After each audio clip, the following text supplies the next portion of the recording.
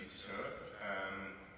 I'm going to be talking about performance for product developers today. To start off, my name is Matthew Wilkes. I'm a core developer and I work with the code distillery doing security and performance work. I've been doing that for about a year now, and you may have seen Anne I worked with yesterday speaking about security for product developers. Within the Plone community itself, I mostly do admin stuff, so you won't have seen my name on too many commit messages recently, but you may have had emails from me asking you to write docs or write plips or that sort of fun things. I should say, I know I have a silly accent, even Americans can't understand me, and it's 9 AM, I'm tired, you're tired. If you have any trouble understanding me, or I'm speaking too quickly, anything like that, please just put up your hand and say. Also, if you have any questions on the content of the presentation before we get to the end, and you just feel free to put up your hand. That's all absolutely fine.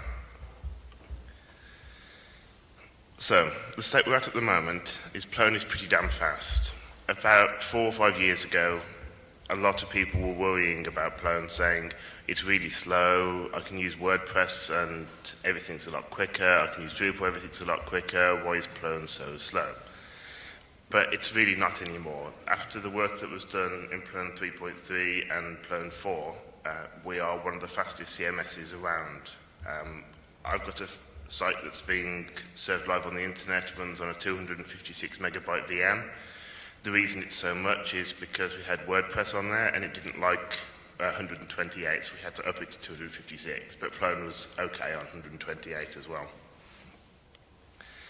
There are a few things that we've got in the community to help us with performance. The most well-known one is probably Varnish. People that have been around the community for a long time will know cache foo. Plone app caching is a replacement for that for Plone 4. It's a lot easier to configure. It's built into core, so you've all got it installed. You just go and you click enable caching, you tell it where your Varnish lives, and you map different types of content to different rule sets. There's weak, moderate, and strong caching built in. It's all really easy to set up. It won't take you longer than 5 minutes.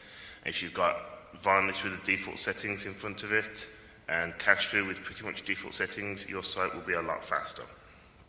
The thing that people have trouble with still is portal implementations. You may have seen a talk yesterday by Goldman, Wildebeest and Wunderlieber about performance in portal implementations. It's a very difficult set of problems that we have to deal with because we have authenticated users. We can't just say, I'm going to cache the entire page, because then you'll get a pretty much 0% hit rate. This is what we really want. This is viewing a Plone site with Plone app caching on, with Varnish in front. It takes a couple of milliseconds to load the front page. I went on a free test how fast your site is tool, and a Plone 4.2 on a 384 megabyte VM with a 32 megabyte Varnish cache was ranked as faster than 97% of sites on the internet. And most of that 3% was the fact that it was using SSL. So we've got a nice place to be working from. You don't have to be worried about performance for your everyday sort of company websites or product portal websites. Anything that's mostly read, not mostly write, you're going to be fine anyway. But that's how it is for integrators and site admins and users. What about product developers? That's the title of this talk. It's not something that anyone ever really asks about. You never have a question at conferences saying, I write products either as part of the collective or as part of my day job. What should I do to make them go faster? When you do hear people asking about this, it's generally in the context of what type of data structures to use, or how not to have exponential time algorithms, never from a Plone point of view. So that's what we're going to be talking about today. Now, security really isn't the sole responsibility of integrators. If you write a Plone product, you don't expect your integrators to go through everything you've written and customize it to their own security needs. And I don't think anyone really thinks that about performance either, but we have a blind spot, and we expect integrators to do a lot more work when it comes to making sure their sites are performant and making sure their sites are secure. Now, I do want to say, I know everyone's careful about the code they write, and they don't deliberately write things that are insecure or slow to try and get some more money as consultants. Everyone's really careful. Some people are even really, really careful to extremes. I just want to get a quick show of hands. Who would be scared by this docstring? If offset is an integer, the first offset UUIDs will be skipped. Don't use this for pagination. Cost is big O, 2 to the power of possible states plus limit plus offset plus log existing. Possible states is currently 4. Would anyone be scared of calling that function? Just so you know, the author also put his hand up there. This is a really good sign. It means that someone has spent a lot of time thinking about the performance of their data structures and their APIs, but unfortunately they've written it in such a way that if you haven't also spent a lot of time thinking about the structure of the performance of your data structures and your APIs, you're going to be really scared not knowing what to call. You won't have a sort of instinctive knowledge of this is the kind of function I want and this one is just for really weird edge cases. We're going to recap some of the things you should know anyway. I'm just going to really whiz through these because they've been covered in other talks. I covered them in a talk in Bristol a couple of years ago. If you want some more detail, then that talk's online. It was also relatively early in the morning and I was jet-lagged, so I may also be hard to understand and speaking far too quickly. I'm sorry about that as well. Start off with the catalogue. If you can at all help it, don't add new things to the catalogue, especially don't add new indexes to the catalogue. The catalogue is already really, really big. If you compare, if you compare an archetypes object, which we all think of as huge and ungainly, to a catalogue brain, you're going to be using much less memory with the archetypes object. Especially if you're using annotation storage, then the catalogue brain is going to be a lot slower, and it's going to be full of useless information you don't care about, like who even accesses the doubling core metadata 90% of the time. It's grown far too big, and please don't contribute to that as an add-on product author. If you need an index, really, really certainly need an index, then use a Plone indexing indexer. That allows you to register a adapter onto a content type with a name, and then you can look up that in your catalog index. That means that although you're adding a new index, it's going to be empty for everything apart from your content type. If you just use a attribute, say author, then what's going to happen is it's going to call author on pretty much every object and say, do you have anything in your acquisition path with author in? That may actually have been fixed in recent plans, but certainly in old ones, it would then say, well, yes, I do. I've got the author template. Do you want the entire text of that? And fill up the catalogue with a load of stuff that nobody even thought about. Please use a adapter-based indexer, and you can be sure that you're adding the least amount of stuff possible to the catalogue. When we're on archetypes, don't use them. The API in some places is still a bit nicer than Dexterity. It's still a little easier to customize templates, especially if you're going to be delving into behaviors and things in Dexterity. There's a lot of confusing stuff there that might make you think, I want to use archetypes for this. You may have seen the Plone multilingual talk yesterday about multilingual support in Dexterity. If you can at all use that, instead of falling back on lingua Plone, then do. Really make a best effort to stay away from archetypes, because they're just going to mean that in 3 years' time, your users are going to be really wishing that they didn't have to have archetypes installed anymore when that product you wrote that they love is the only thing left that uses them. If you're doing some more low-level data storage things, you just want an OOB tree. You can think about persistent lists and IOB trees and all of these things, and you can spend your entire day worrying about it, but it's probably just an OOB tree 95% of the time. If you're not sure, use one of those and it'll probably be fine. I've just got a note down here at the bottom. Dexterity is the best thing Martin has written. I'm not sure how much that sells it to you, but it sells it to me.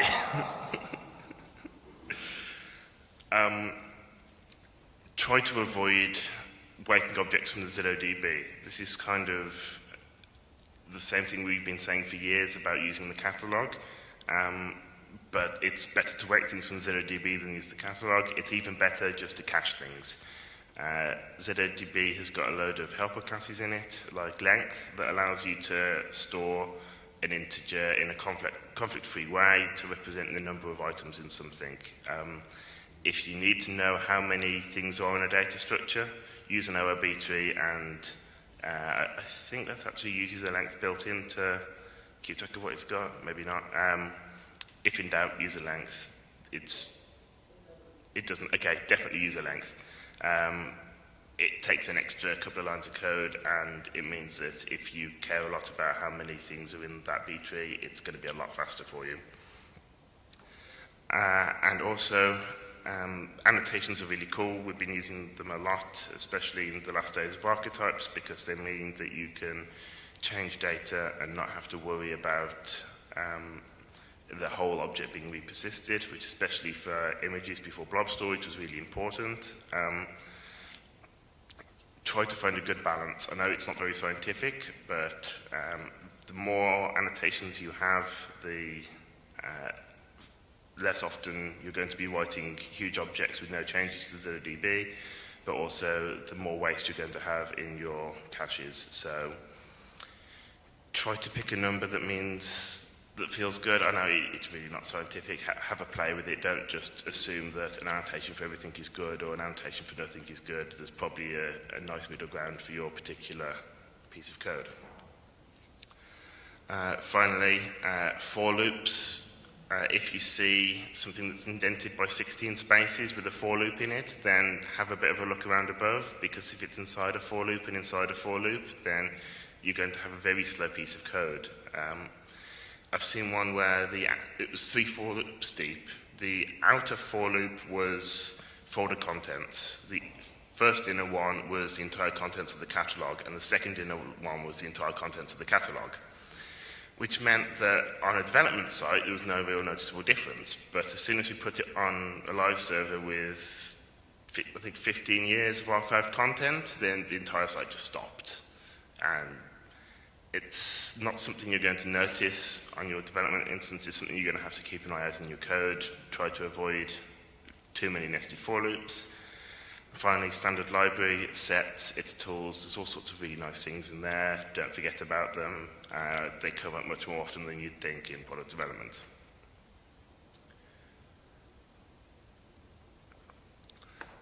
But we've also got some nice tools in Plone, and tools that I don't think many people know about. Certainly tools that not many people are using. A lot of them they're using for integrator roles already. So if you're an integrator, you'll have seen these things. If you're a product developer, you've probably done some integrator work as well. You'll have seen these things, but I'm not sure how many people actually use them in their own custom code. I just want to do a show of hands. Who's used this ZCML declaration? That's much more than I thought. 3 people. Anyone who realized this wasn't automatic? Thought that your browser views automatically got caching? No? Good. I grepped through all of the products I have in my build-out cache that start with either product or collective. That's 1,010 products on my machine. Not one of them used cache rule set, which means that for the most popular collective and contributed products, nobody is providing hints to Plone app caching about what caching rules are appropriate. It might not sound like much, but with this one-line ZCML declaration, you can get a huge performance boost. You can go down from 79 milliseconds to 0 milliseconds on average, which I love. I really, really love, because 4 or 5 years ago, I never imagined I'd be saying you can go down from 79 milliseconds to 0 milliseconds in a Plone talk. I was thinking maybe half a second to quarter of a second, but this is really, really brilliant. For the record, the numbers on this were Apache Bench with 2 requests at a time, doing 10 total, and the numbers and the means. So that's 79 milliseconds without cache rule set on a simple browser view using the Plone template, or 0 milliseconds on the same browser view, both behind Varnish. The maximum was about 85 and 1, if you're interested in that. That particular ZCMR declaration has got a couple of different options. You can either directly assign a rule set to an interface, and I should say as well, this interface can either be a piece of actual content in the ZMI, or it can be a browser view, because they're both interface and context. It doesn't matter. You just say, what did I call it? Services Plone support, which is the class, because obviously classes implement their own interface. Or you can do iNewsItem or iDexterity container or anything like that. And the other argument is a string, it's a dotted name. Plone app caching has some defaults in there for caching operations. There's also one starting with plone.content, which are the ones that are exposed in the Plone control panel for you. You can actually write more of these if you want. I'm going to be speaking about that briefly later. We should probably have one like plone.content.contains username or user specific or something like that, just to make it easier for product developers. But for now, we've got 4 or 5 that are all configurable through the web, and you can look those up. It takes about 5 minutes. It's also in the docs for Plone app caching and Plone caching. Also, if there's any integrators in the room today, you can have commit access to any of this. Just make a request to be in the collective, or if it's in Plone core, make a contributor agreement. We can get that processed for you today. If there's a product that you really use that you're a bit surprised doesn't have this stuff in, then you can fix that by the end of the day. Certainly over the weekend sprints, we'll support you in that, give you anything you need. It'd be really cool to get more products using this. After this, or people that are watching this at home or on SlideShare in a few days, if you want to do some of these, then I'm going to bring some stickers to Brasilia saying I cleaned up your shit. If you want to come up to me and say, I fixed this in these collective products, I'll give you some stickers and some beer, and you can be really proud that you've done things that developers have been ignoring for all of these years. Yeah. If you do need a contributor agreement, either see me or Liz Leddy or Eric Steele or anyone on the framework team or anyone that you've seen standing on stage, they'll know who to talk to. There's really loads of people who can process this for you.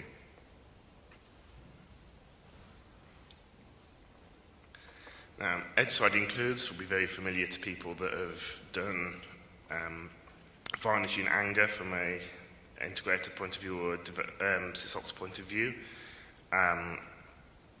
What it's generally used for is sort of big swathes of content in your template, because it's quite difficult to set up correctly. If you make a mistake, you're potentially leaking customer data out to the world, and that's always very bad.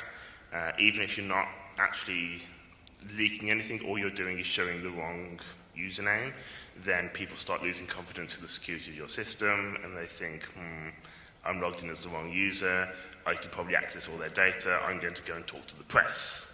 And it's really embarrassing, and it's just annoying, and it's quite easy to make sure it doesn't happen if you spend the time on it, which is another reason that ESIs aren't too widely used at the moment. For those of you that don't know, an edge-side include is like a server-side include from the good old days of CGI bin. You put in a XML or SGML or whatever type tag saying, I want to load in the content from this URL. What you would generally do is split out the page into blocks depending on what changes at what time. On a normal Plone site, the stuff I've got here not shaded in blue is the stuff that is generally pretty static. No matter what user you are, you're going to see the same things.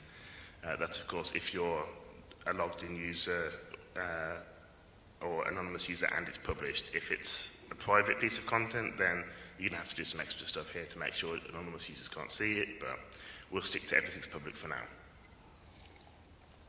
The problem is you don't want anonymous users to be able to see potentially private things in the nav bar. You don't want them to see the edit bar, even if nothing works, or the admin name at the top instead of logout.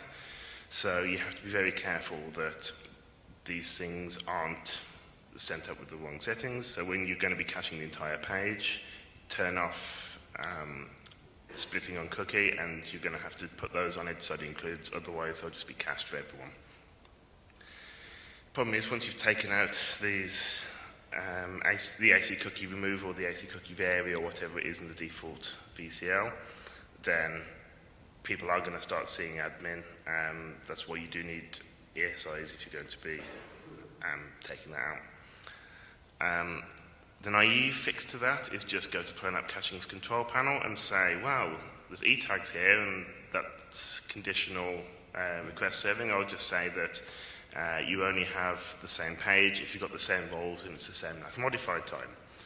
The problem there is the E tags are just sent as a HTTP header in the clear. So if you're a malicious user and you go on your site and you notice it's sending E tag member 1st January 2012, you say, well, what happens if I change member to manager? And suddenly you can see everything from an admin point of view. It's really tempting to use, but if you've got any untrusted users at all, which I think everybody has got untrusted users, then you can't rely on it at all. What you're going to have to do is some fun from the integrator point of view of splitting out your cache and having custom VCL and custom Python code. And it really is quite a bit of hard work to get this all to work correctly, because you might have to make some sub-requests into Plone, you might have to write some C code. There's a lot of stuff that you can do to make your sites really fast. Edge side includes is one of the sort of last resort things. It will give you a huge boost, but you also need to spend quite a lot of time doing it. But that's no reason that we should ignore it as product developers, because if we're thinking that people are going to be using these sites for 50, 100,000 content editors, which does happen, then we're going to want to make life as easy as possible for them. And if we've got calls to username in our templates, then they're either going to have to customize all of these templates and duplicate a load of code, or they're going to have to just not cache any of the pages that use your product. If they do end up going down the route of customizing templates, that means that next time you release an update, they're going to have to do all that work again, because you'll have probably changed something else in the template. We've got quite big ones. So please plan out your templates for people to use edge side includes or to remove user-specific things. So if you've got a username in your templates as part of an author block, please split that out into a sub-template. Use a meta macro, or if you're feeling adventurous, a viewlet manager, depending on the structure of your code. Just make sure that all of the stuff that is user-specific is in one template, and the stuff that is role-specific or visibility-specific is in another template, so that people can customize this easily. There's no reason really that we shouldn't be able to expect that any add-on product could take 5 minutes to make ESI compatible. Especially if we think about the fact that we've got all these rule sets, we can assign individual templates to caching rules, and it should all just work if we do all this properly. I mean, I know in practice it won't, but anything we can do to make the lives easier of the people who are quite stressed out that they've been using this cool product for 2 years and they've sold it to their clients and suddenly they need to serve 1,000 times more users than they expected.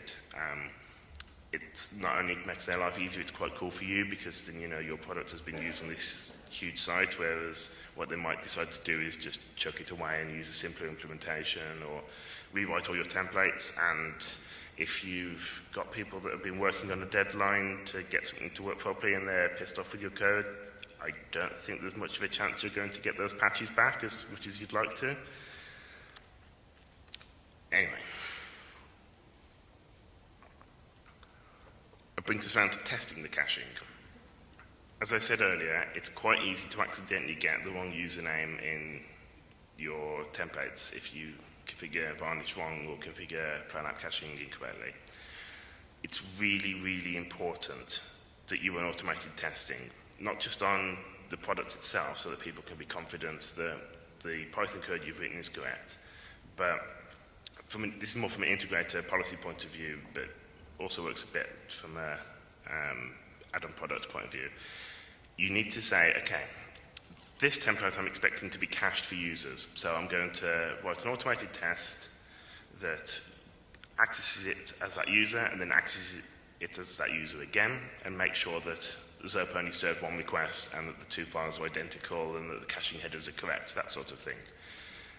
It might not sound like much, and you think, oh, it's just a waste of time, I can do that through the browser, but I've actually seen problems caught with this where there was an incorrect SVN merge and somebody changed a true to a false because they didn't understand what was happening in the config file, and it started leaking customer data. And because we had these tests, we spotted it pretty much instantly. If we hadn't, it probably would have been rolled out, and it would have been really, really embarrassing because it was just a late-night SVN merge that someone had cocked up. If you're using Plone app testing, it's really not too difficult at all to do this. Just load up I think plone.testing package, which has got all the stuff for ZServer in. There's already some examples for Selenium testing that start a ZServer running and then run a few system commands. What you'll want to do is start up a Varnish instance, start up ZServer on a certain port, make sure they're mapped together, and then override the self-layer URLs and ports and things to point to the Varnish instance instead. I think it'd probably be about half an hour to an hour's work to set that up on your product or in your test case if you've already got Plone app testing, and I really do think it's worth it because you can make these tests to ensure that you aren't leaking data that you're not expecting to be leaking. Now, we still have a lot of things that need building, unfortunately. As I said earlier, these tests take maybe an hour to write, but that's if you experience with Plone app testing, you've already got the framework in your package, and you kind of know what to expect from how Varnish starts up and running subprocesses and reconfiguring them on the fly. I think the vast majority of people here would be scared of it, but would be able to do it without much trouble. But we don't want people to be scared of writing tests. So what we really need is for some people to do it the first time and share them. I mean, I know I've done it a few times, and I tried looking the other day for my code and I couldn't find it. I'm really sorry about that.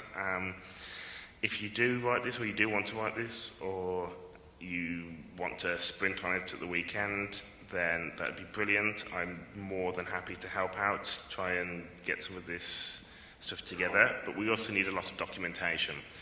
I think a good way of documenting this would be just to put it in some core packages as examples.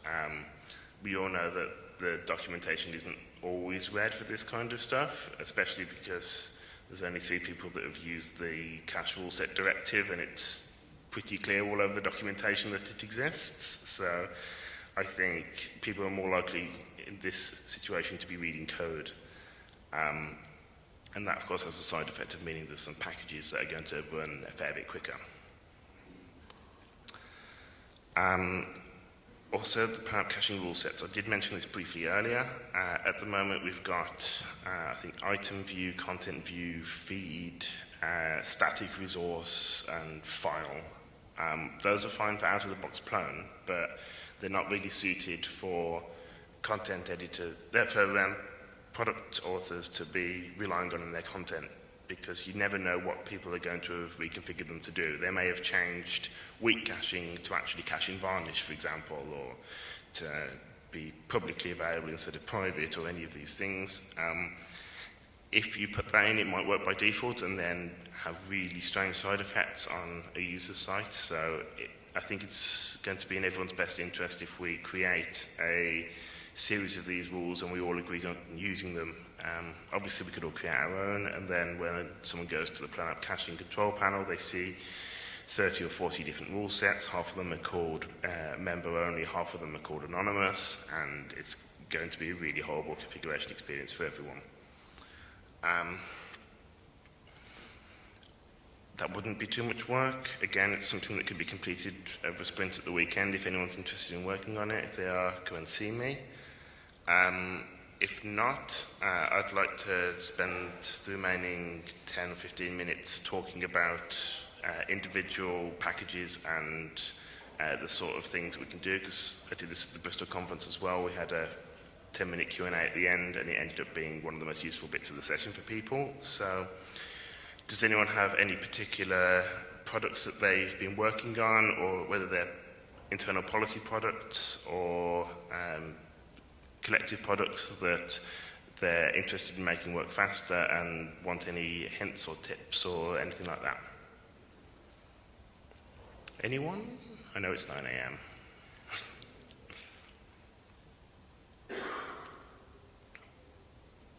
There we go.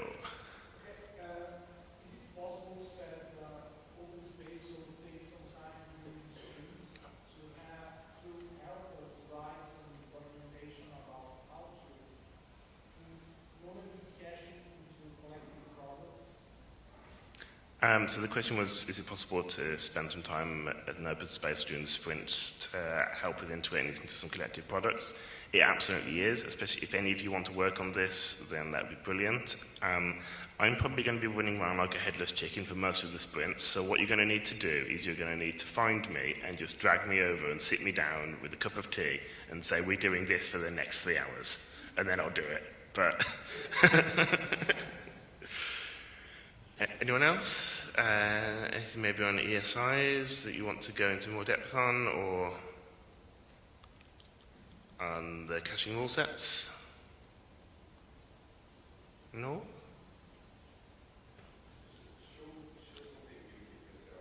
Okay.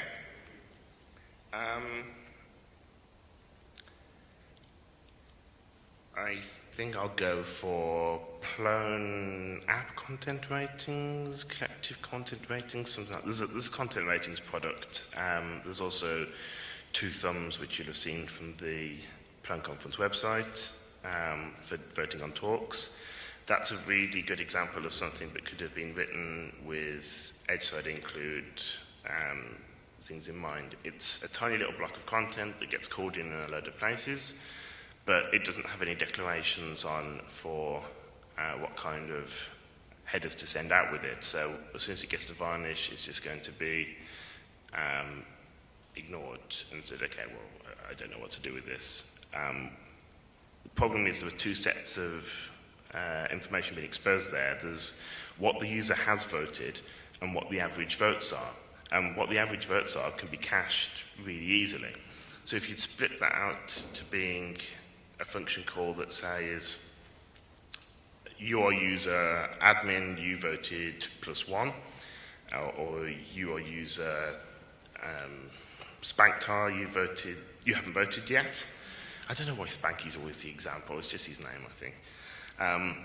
Then that can be stored in a separate page template. Chances are that's going to execute in a couple of milliseconds. If you look at the Zope time function that's built into Zope, then that returns pretty much instantly in all cases because it's not doing very much. It's not having to load Plone templates, it's not having to iterate through the actions tool, that sort of things. By putting that in a separate function, you can then allow people to say, well, this tiny little piece of content that's the ratings I'm going to allow to be cached for 2 hours, and the only bit that's always going to go to the back end is what the individual user has asked for. So you've maybe cut down the rendering time for that from maybe 50 milliseconds to 3 or 4 milliseconds. And it doesn't sound like very much, but if you're getting 200 hits a second, then it's going to take a lot of load off your back-end servers, and they can be used for more useful things like actually serving stuff that has become stale and fallen out of the cache. A lot of it is all about making sure that things don't reach your back-end servers as an integrator for this kind of site. And We could put all this stuff built into Plone straight away, but then it would make life a lot harder for people who are having a normal white one speed mini site, like Paul's Raspberry Pi site he was talking about the other day.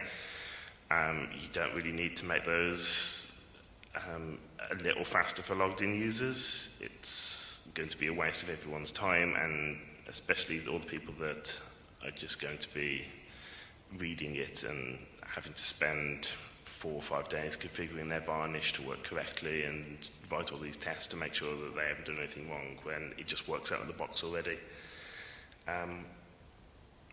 Yeah, Edgeside includes really, really good ideas and integrated to include them, and we should be doing more as product developers to help support them do this. Any other ideas? No? Go on, Mitch. That's it.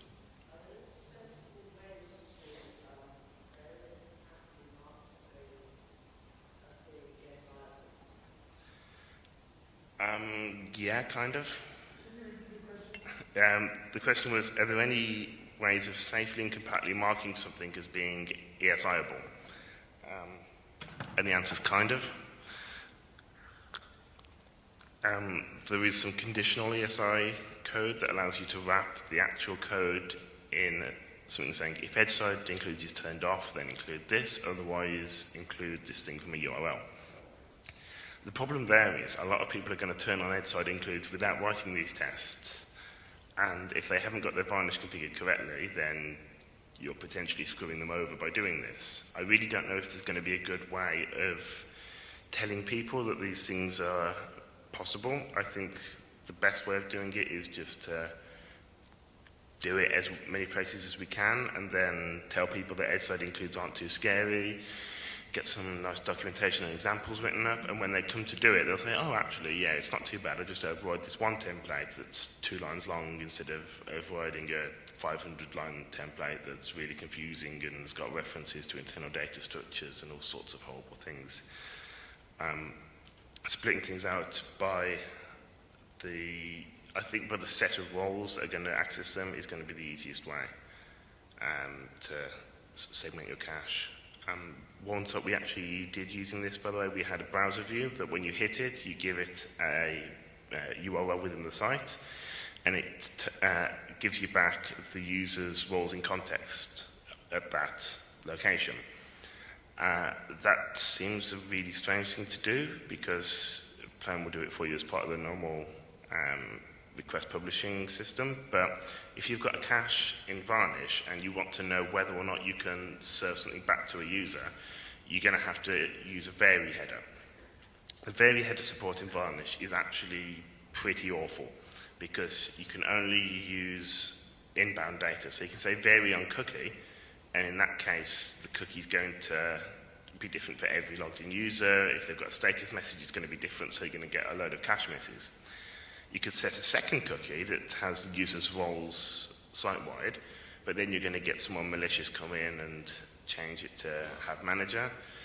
So then you end up going down the route of saying, okay, well, I can write a HMAC signed cookie and store that on the users and then change it when they log in, and it's just a real nightmare to try and sort all these things out and code them in Varnish when it's all C-based. So what we did was we used libcurl, wrote about 50-line C shared object, and you can call that from Varnish no problem. It's got a plugin architecture that's pretty well documented. It's new in Varnish 3, so you may not have seen it yet. Just wrote this 50-line plugin to call this browser view, and the result of that we put in the VCL hash function. That lets you say that the hash to decide whether a page is the same page or not isn't just the URL, it's the URL plus the user's roles in context from a trusted source, which means that you can then just not care about any of the private stuff or making sure that the user is authenticated, because your cache guarantees you that you're using separate data storage areas for members as for managers. So that's a pretty easy thing to set up once you've gone through all the fun of learning VCL and shared objects. There was a blog post on the Yarn blog a while ago about how to do this, I think probably 2 years ago. I'm not sure it's still there. It'll certainly be in Google Caches if it's not. That's pretty much the best way of segmenting your cache. Then you don't have to worry about e-tags or any of that stuff, and all of your products, you just put an ESI in there and they'll suddenly start working and assign a caching rule set to each template. Oh, I should say as well, for the templates, if you're using skin layer templates, you can configure that all in generic setup or through the web. It goes in the registry in a special named thing, just a list of templates that use a specific rule set. That is the confusing list of boxes at the bottom of the configure cache rule sets page that you may have seen in Plone caching. That, I don't know about you, I just always ignore it, thinking, oh, it's probably not for me, it's something for legacy users, but it's actually really useful.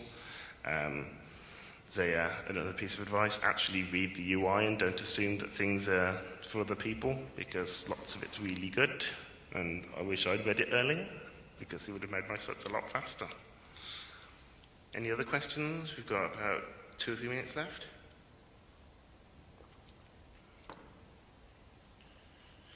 I might just wrap up then. If you have any questions about this, feel free to call me on the way out or email me. If you need any help doing this in practice for real customers, then give us an email. We do this kind of stuff for a living. We think it's fun. You might not. Cool. Yes, Rich.